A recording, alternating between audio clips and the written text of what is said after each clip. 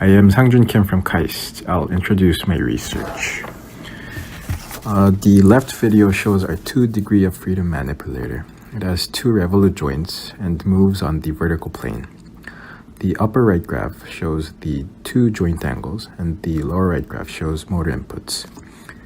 This robot shows stable motion in spite of external disturbance.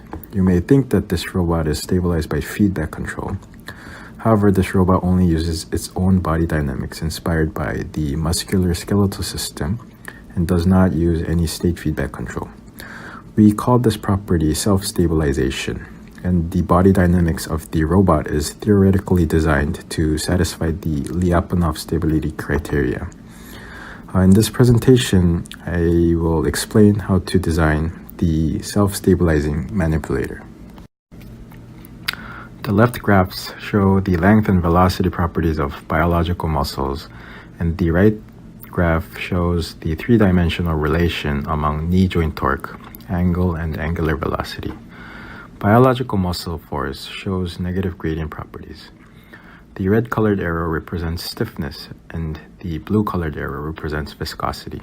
Especially, muscle stiffness consists of 2 elements. One is passive stiffness and the other is active stiffness.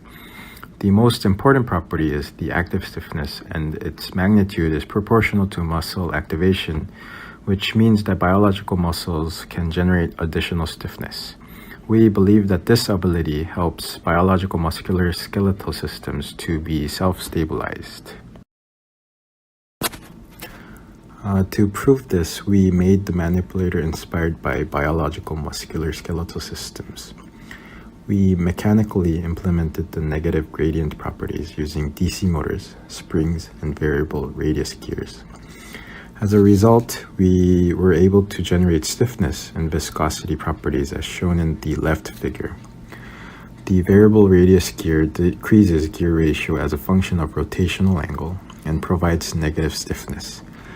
The stiffness generated by this special gear is proportional to the motor input, which plays the same role in active stiffness of the biological muscle.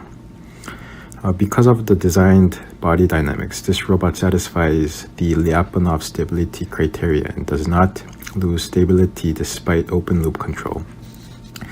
We believe that well-designed body dynamics like biological musculoskeletal systems is very important because they can reduce the computing and sensing load in robots.